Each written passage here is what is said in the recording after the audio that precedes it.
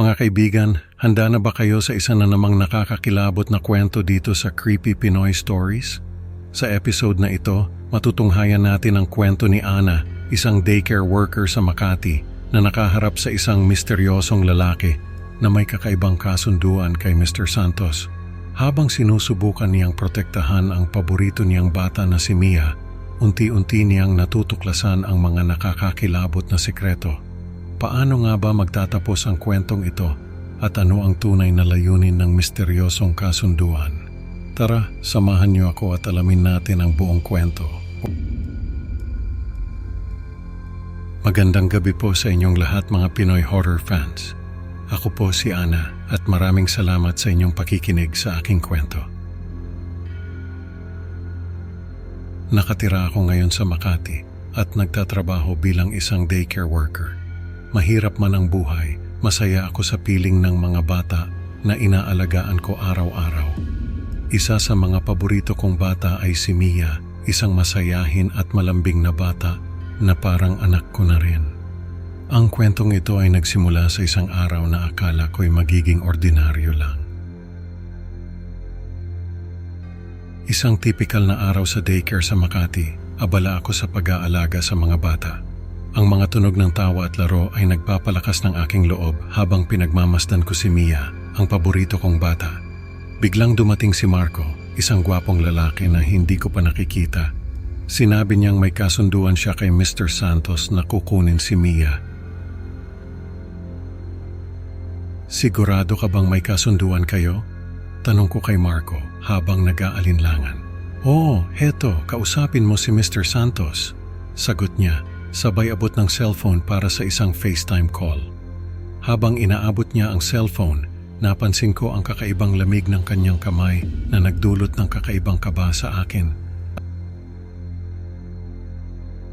Sa tawag, nakita ko si Mr. Santos ngunit may kakaiba sa kanyang boses, malamig at nakakatakot. Ibigay mo na si Mia kay Marco, utos niya. Nagdududa man, sumunod ako, ngunit may kaba sa aking puso. Habang inihahanda ko si Mia para ibigay kay Marco, napansin kong tila nagmamadali siya. May birthmark ba si Mia? Tanong ni Marco na ikinagulat ko. Alam kong walang ganoong birthmark si Mia, ngunit nang suriin ko, naroon nga ang birthmark. Ang markang iyon ay katulad ng nakita ko kay Mr. Santos sa FaceTime call. Habang tinitingnan ko ang birthmark, naramdaman ko ang malamig na hangin na tila dumaan sa likod ko na nagpatindig ng balahibo ko. Bakit ngayon ko lang nakita ito? Tanong ko sa sarili ko habang nararamdaman ng takot na bumabalot sa akin. Kailangan ko itong ipaalam sa supervisor.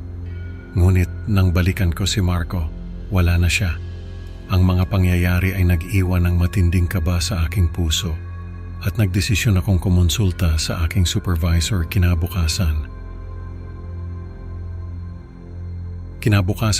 Nalaman ko mula sa balita na nagpakamatay si Mr. Santos matapos lamang ihatid si Mia. Nayanig ako sa narinig ko. Hindi ko alam kung anong mararamdaman ko. Takot, lungkot o pangamba para kay Mia. Dahil walang ibang mag-aalaga kay Mia, pinakiusapan ako ng daycare na mag-overnight kasama si Mia hanggang dumating ang kapatid ni Mr. Santos, si Mrs. Santos. Habang nag-iisip, naramdaman ko ang bigat ng responsibilidad na iniatang sa akin. Naisip ko kung paano ko mapoprotektahan si Mia sa mga kakaibang pangyayari. Sige po, mag-overnight ako, sagot ko, kahit may kaba sa dibdib ko.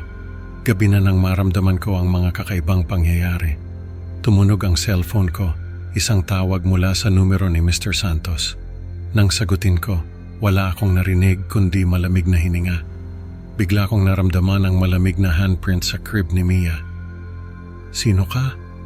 Sigaw ko, ngunit walang sumagot. Ang mga pangyayaring ito ay nagpatindi ng aking takot at pag-aalala para kay Mia. Kinailangan kong malaman ang katotohanan. Kinaumagahan, dumating si Ms. Santos para kunin si Mia. May kakaiba sa kanyang kilos at hitsura. Ako na ang bahala kay Mia, sabi ni Ms. Santos. ngunit napansin ko ang parehong misteryosong marka sa kanyang leeg. Miss Santos, ano po ang markang iyan?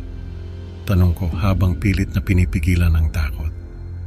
Wala ito, sagot niya ng malamig. Hindi ko mapigilan ang sarili ko at sinubukan kong pigilan sila. Mrs. Santos, kailangan ko lang malaman ang totoo, sabi ko. Ngunit hindi siya tumugon at nagpatuloy sa paglabas. Hindi ko kayo pwedeng palabasin nang hindi ko nalalaman ang totoo, sabi ko. Ngunit mabilis silang nawala, kasama si Mia. Ang pagkawala nila ay nag-iwan ng malaking tanong sa aking isipan. Ano ba talaga ang nangyayari? Kailangan kong malaman ang katotohanan. Nagdesisyon akong mag-imbestiga pa kahit na alam kong delikado ito. Hindi ko kayang pabayaan na lang si Mia. Ang mga pangyayaring ito ay parang mga multo na patuloy na sumusunod sa akin at alam kong hindi ako titigil hanggat hindi ko nalalaman ang buong katotohanan. Isang linggo na ang lumipas pero parang kahapon lang ang lahat ng nangyari.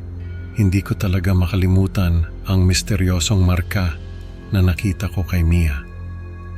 Araw-araw, paulit-ulit kong iniisip, ano ba talaga ang hugis ng markang iyon? Parang nakatatak na sa utak ko ang bawat detalye, pero hindi ko pa rin mawari kung bakit ganun na lang ang epekto nito sa akin. Lagi kong iniisip ang kasunduan sa pagitan ni Mr. Santos at ni Marco. Ano ba talaga ang napag-usapan nila? Bakit parang may itinatago sila? Umaasa akong makalimutan ko na lang ang madilim na estranghero at ang kanyang nakakatakot na presensya. Pero hindi ganun kadali. Ang mga alaala ay parang mga multo na patuloy na sumusunod sa akin.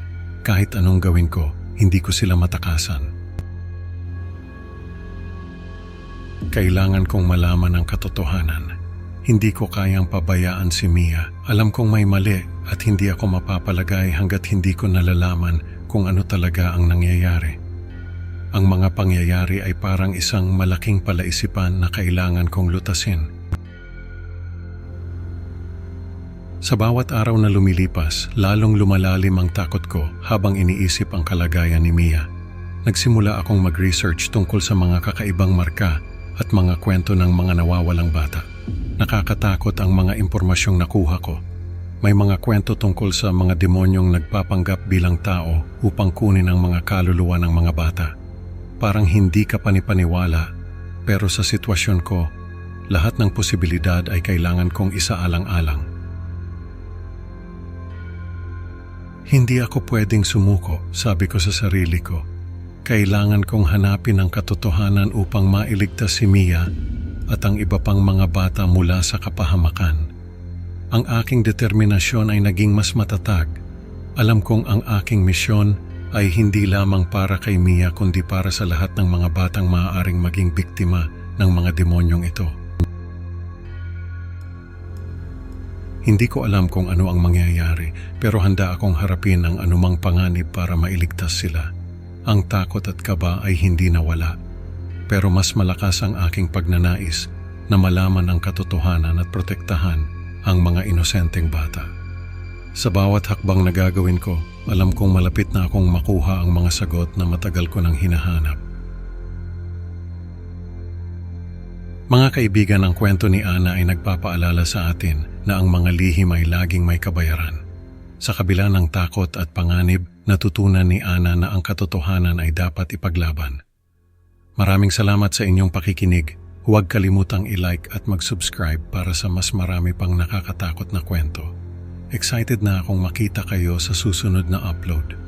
Hanggang sa muli, tandaan, hindi lahat ng misteryo ay dapat buksan. Baka ang susunod na multo ay nasa tabi mo na.